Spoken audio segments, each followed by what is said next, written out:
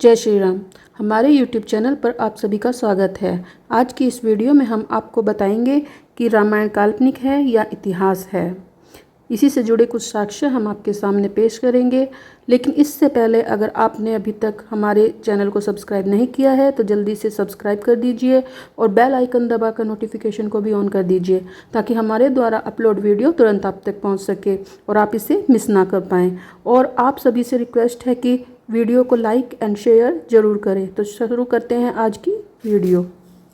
क्या आप जानते हैं कि रावण द्वारा सीता हरण करके श्रीलंका जाते समय पुष्पक विमान का मार्ग क्या था और उस मार्ग में कौन सा वैज्ञानिक रहस्य छुपा हुआ है?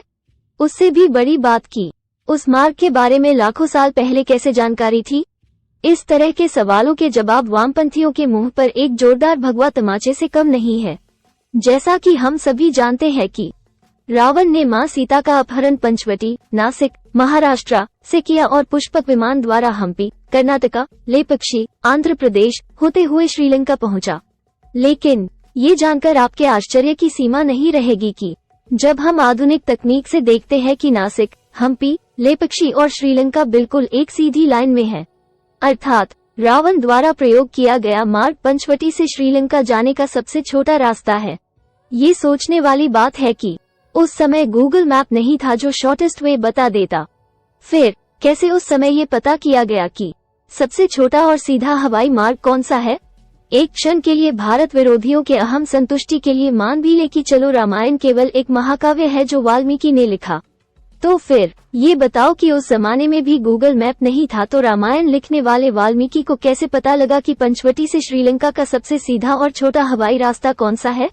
क्योंकि काल्पनिक महाकाव्य में तो किन्हीं भी स्थानों का जिक्र महज घटनाओं को बताने के लिए किया जाता है, लेकिन फिर महर्षि वाल्मीकि ने सीता हरण के लिए केवल उन्हीं स्थानों का जिक्र किया जो पुष्पक विमान का सबसे छोटा और बिल्कुल सीधा रास्ता था।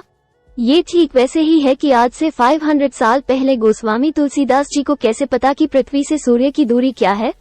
जुग सहस्त्र जोजन पर भानु इक्वल्स 152 मिलियन किमी हनुमान चालीसा।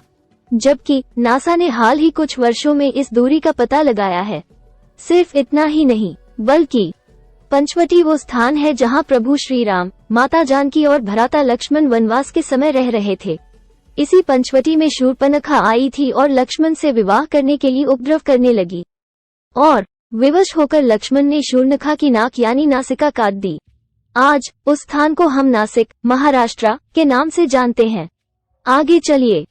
पुष्पक विमान में जाते हुए सीता ने नीचे देखा कि एक पर्वत के शिखर पर बैठे हुए कुछ वानर ऊपर की ओर कौतूहल से देख रहे हैं, तो सीता ने अपने वस्त्र की कोर फाड़कर उसमें अपने कंगन बांधकर नीचे फेंक दिए ताकि राम को उन्हें ढूंढने में सहायता प्राप्त हो सके। जिस स्थान पर सीताजी ने उन वानरों को ये आभूषण फेंके वो स्थान था ऋषमुख पर्वत, जो आज के हम्पी, कर्नाटक में स्थित है। इसके बाद वृद्ध गिद्धराज जटायु ने रोती हुई सीता को देखा और देखा कि कोई राक्षस किसी स्त्री को बलात् अपने विमान में लेके जा रहा है।